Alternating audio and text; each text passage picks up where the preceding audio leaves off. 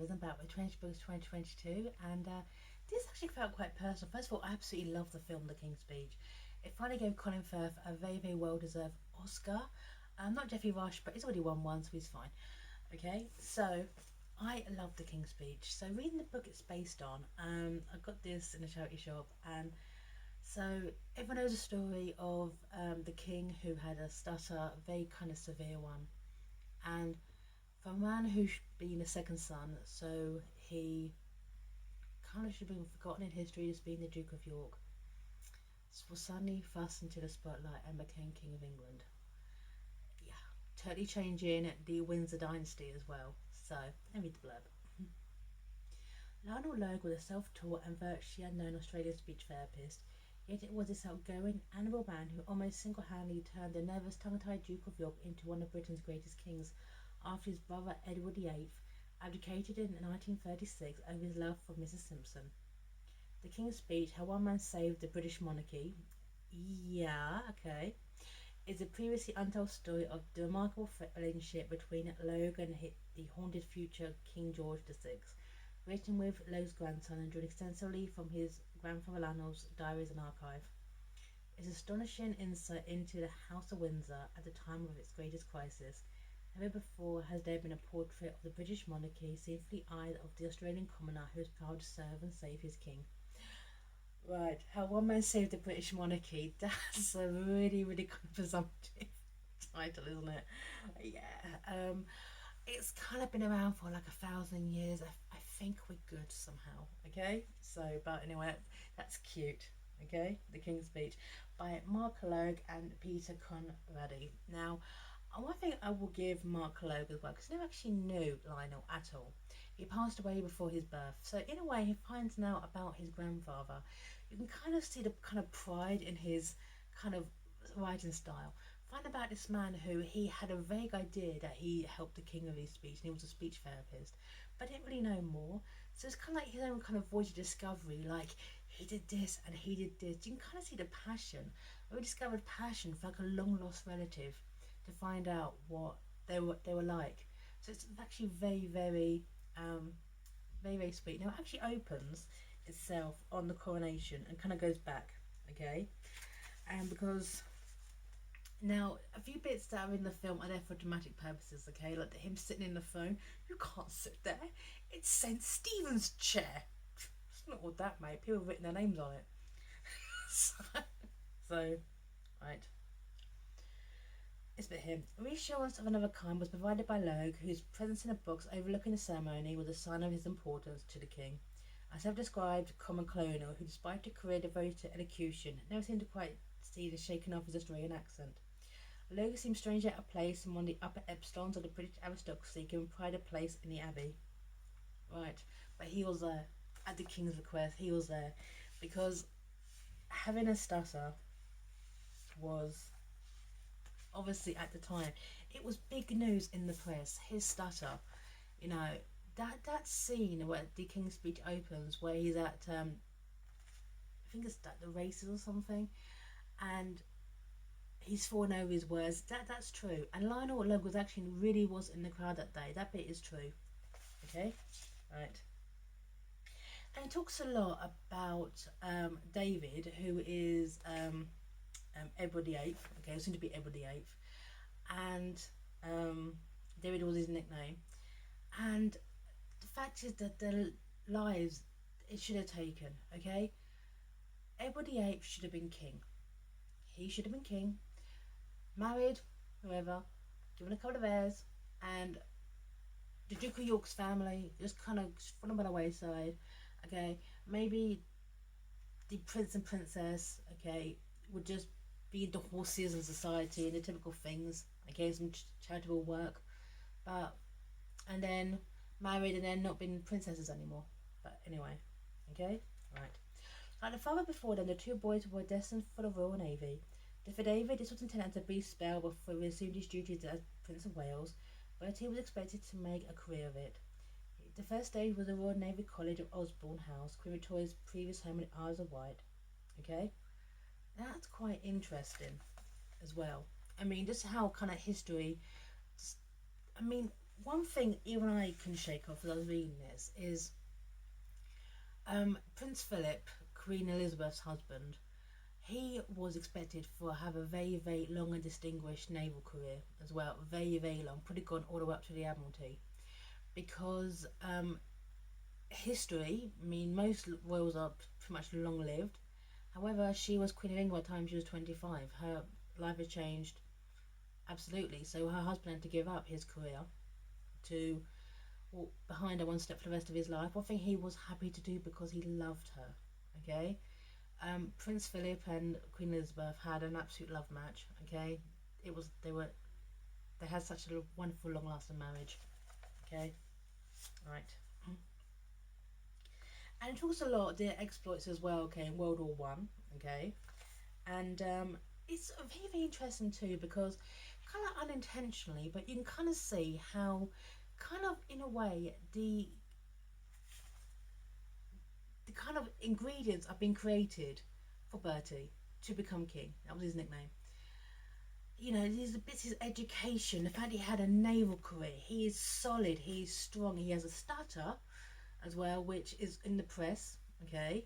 But he's solid, he's reliable because he's had that experience. I mean, even his university, this bit here, okay? I did not know this. When peace came, Bertie, like many lieutenant officers, and went to university. In October 1919, he went up to Trinity College, Cambridge, studied history, economics, and civics for a year. It was not immediately clear why the second son who would need such knowledge was to be proved more than useful a decade later. Can you imagine? Right. And one thing, this is also a story about the Duke as well, and this bit here. Okay, right. Right. The Duke rose even further in his father's estimation following his marriage in the 26th of April 1923 to high society beauty Elizabeth Bowen's Lion.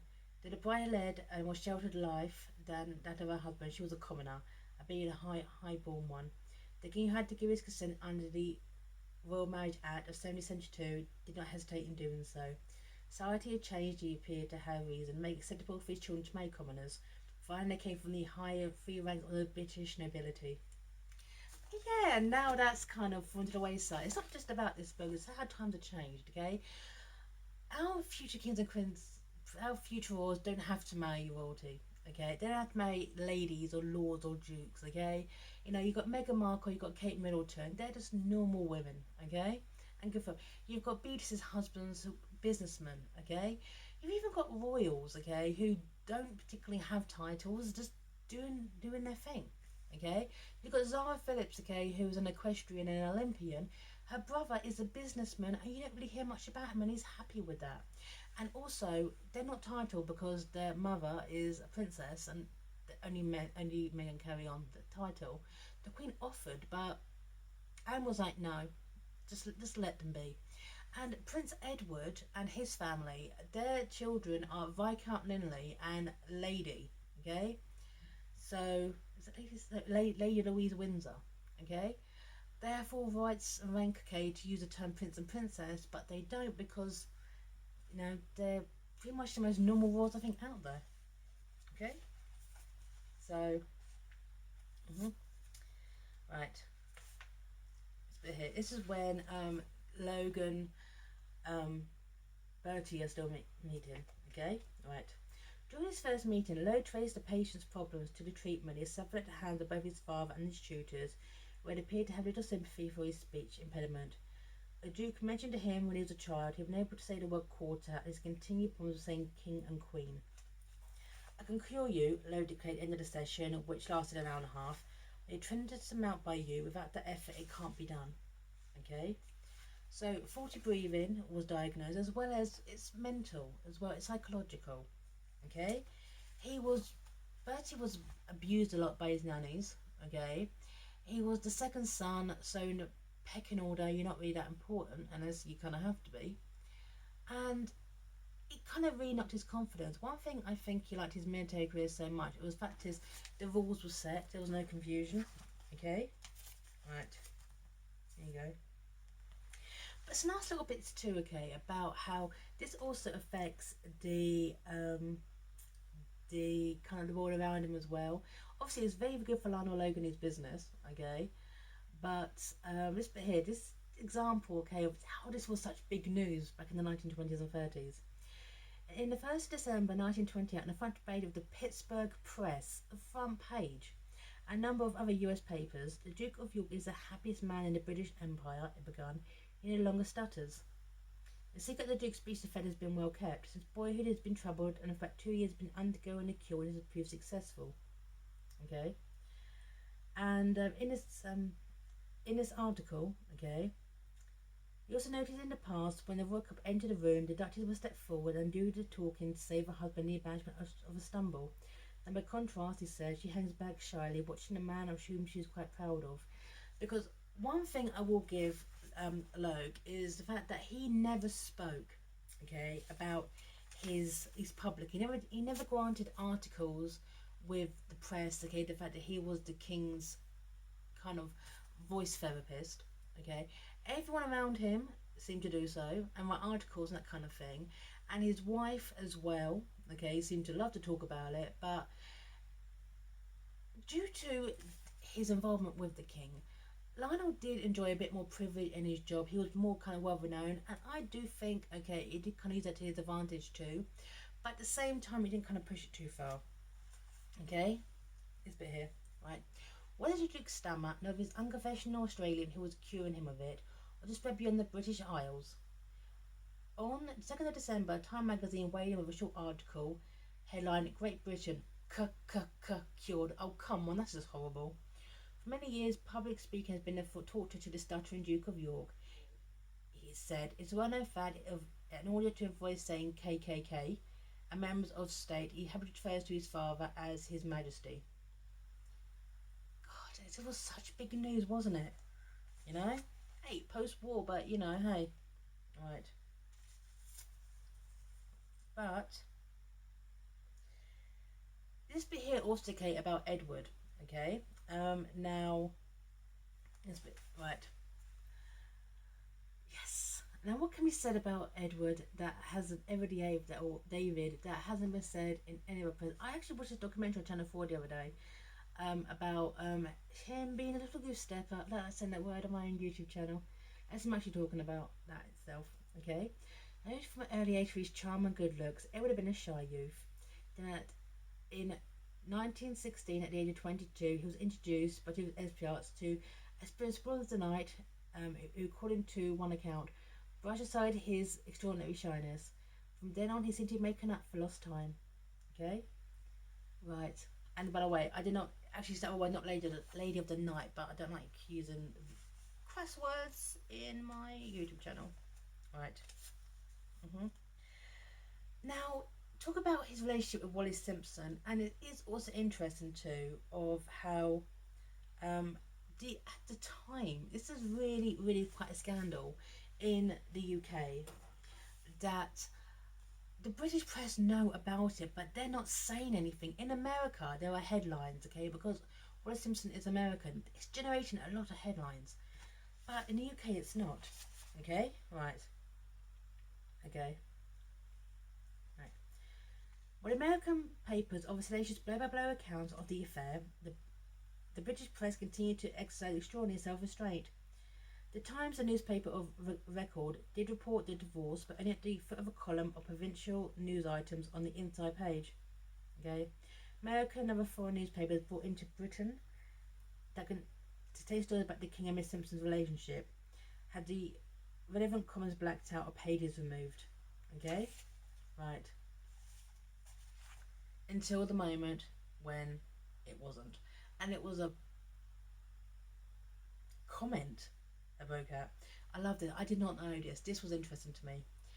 On 3rd December, the British broke the 7-post silence of the affair. The cadence was a bizarre one. In a speech to a church conference, Alfred Blunt, the appropriate name Bishop of Bradford, Alfred Blunt, the Bishop of Bradford, that's cool, talked about the King's need for divine grace, which was interpreted wrongly as it turned out by local journalists in the audience as an untold reference to the King's affair. Okay?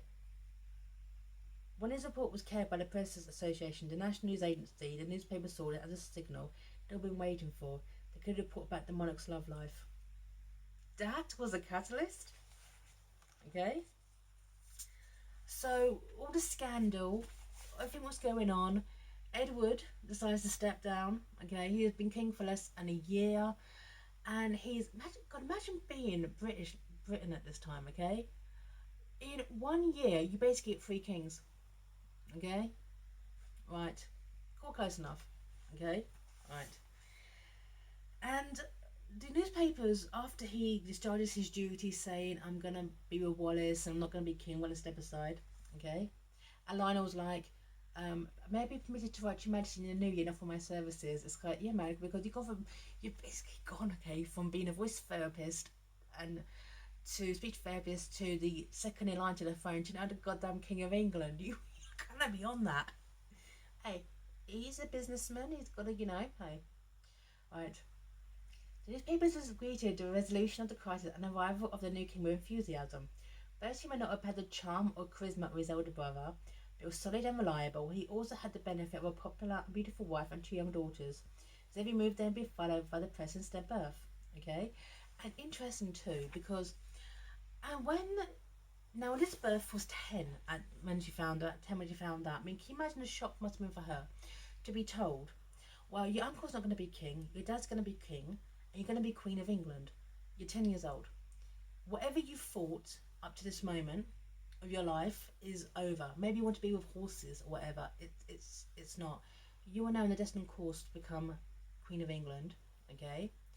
But however, if your mother, if the new queen, okay, Queen Consort Elizabeth, okay, and the new king produce a son, you are not. You are just now dismissed. So you're going to have monarchy training, but unless we have a third child and it's a boy, you're not going to be queen anyway. So, yeah. Oh, that rule has now changed. Now it's whatever in line. So right now we have the monarchs are, okay, we have the Queen, we have Charles, we have William, we have George. Now after George is Charlotte, and then it's Louis. Okay, Charlotte is still that. Which is why Anne, who is the second born child, but she is the bottom of the totem pole. Okay, I actually like Princess Anne. Okay. So his now job is to help the king write speeches. Okay, well, not write them. Okay, but basically go through them, make sure he's alone, and make sure he's doing his job. And a lot of the speeches, I've actually heard them. They actually are wonderful. Okay, so they're very, very masterful. Okay, and but this bit here, because obviously he is now in a way, okay, now a civil servant. He is now working for the monarchy. He has to really, really have discretion. Now, he never talked about his clients because patient-client confidentiality, but his wife, on the other hand, while Anne was always discreet when it comes to talking about his work, his wife could not stop herself from discussing the king, boasting about how a person invited her and her husband to the coronation. The monarch, she told one interviewer, is the hardest worker in the world, a man with enormous vitality and strength that enables him to cope with his workload. He spoke warmly of his particular happy smile, a grin you could call it, and a wonderful sense of humour. Okay? Quite what Myrtle's husband thought about such indiscretion is not clear. His disapproval cannot have been that strong.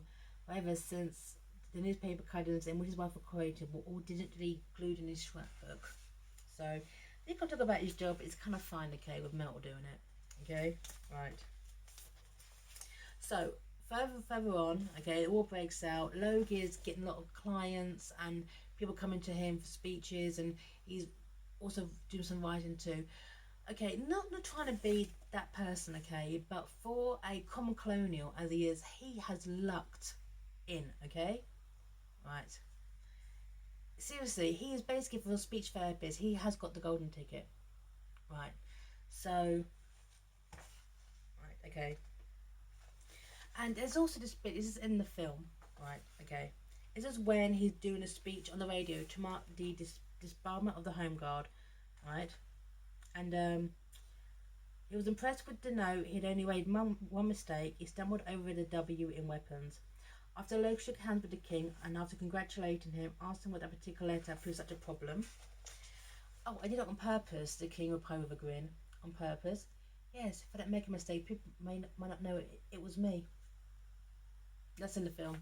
Okay, actually, I quite like that bit. It made me smile. And that grin, yeah. So, okay, further on. Okay. So further on, Myrtle passes away. She has a heart attack in hospital. Logue is absolutely left despondent. His children are kind of he had two sons. They're kind of grown up and they're kind of like doing their own thing. And this bit here, okay. Now this bit here, okay. This is one example, okay, of Logue kind of pushing it. Logue did ask to see one ambition realised. On the 19th of January 1948, he wrote to the king to ask to become the patron of the College of Speech Therapists, which now counted 150 members, which was quite solvent and are recognised by the British Medical Association. Okay, I'm 68 years of age. It would be a wonderful thought in my old age to know that you are the head of this rapidly growing and essential organisation, he wrote. The king agreed. Okay, so yeah, the king is the patron of the College of Speech Therapists, which yeah is kind of pushing it, but also quite like too, because one thing you must remember is having a stutter, especially at this time, and I had one growing up. It is awful. Okay, it was such a stigma that a king having it, it kind of also really kind of humanized him. Him admitting he had his problem. Okay, him not going to a speech therapist that was known. Okay, it kind of broke the barrier a bit. It kind of pulled the veil back, saying that it can happen to anyone for ever reason. For someone at this time period, knowing that if you had a stutter, so did the King of England, it's not empowering, but it's comforting. So, hey. And this bit here, because this is further along, this is post-war, again, and the speeches, and I generally like this bit, is the king is kind of winding down, he's smoking more, okay, which was the thing that actually ended his life prematurely in the end. The king actually did have a lung removed. So the crown did get it right. So, and this bit here too, okay, about Elizabeth and Philip, and the history is a wonderful thing, isn't it, in hindsight, okay, is, right, what Peter started as a crush of Princess Elizabeth's part soon turned into a full-blown romance. Was encouraged at every stage by Mountbatten, okay, you know Mountbatten, who was keen to see his family linked with the House of Windsor. Oh, I bet he was. Okay, right. Elizabeth and Philip wrote to each other and even managed occasional meetings when Philip was on leave, but so long as the war continued, there was little chance of their relationship going any further. That was changed by the outbreak of peace. The king had mixed feelings about the match, not least because he considered his daughter too young and was concerned she had fallen for the first man she'd ever met. It was also seen by many at court, the king included, as far from the ideal consort for a future monarch, at least because of his German blood. Hoping their daughter might find someone else, she and the king, she, as the queen, organised a series of balls packed with eligible men, to which Philip, to his great annoyance, was not invited. Yet Philip remained devoted to her prince. And then she had to wait, okay, it was 1946, Philip asked, but then she had to wait till after Elizabeth's 21st birthday the following April. And then, okay, Philip had to renounce his Greek and Danish titles, but his allegiance to the Greek crown, convert from Greek Orthodoxy to the Church of England, and become naturalised British subject. He also adopted the surname Mountbatten and anglicised theirs in the Battenberg for his mother's family. He had to go for all that. Hey, you know? I mean, also Philip may have been a prince, okay, but he of a royalty that monarchy that basically didn't exist anymore. Okay, that was done with in Greece. So he was a minor royal from a disposed family, and he served our queen faithfully until his passing last year. So it's also very sad as well. After Myrtle passes away, you can really kind of see how Lionel is very lost. He contacted spiritualists and just trying to get in contact with her because he misses her so much. Even though they were married for 40 years and they were still very much in love. So, and his passing as well, because obviously the king passed away, okay, then shortly after Lionel passed away. In the end, these two men were just very much linked. They were very good friends as well, okay. What they must discuss other things, okay, that's not in this book, but sometimes I think the film kind of, you know, it was that kind of friendship, okay.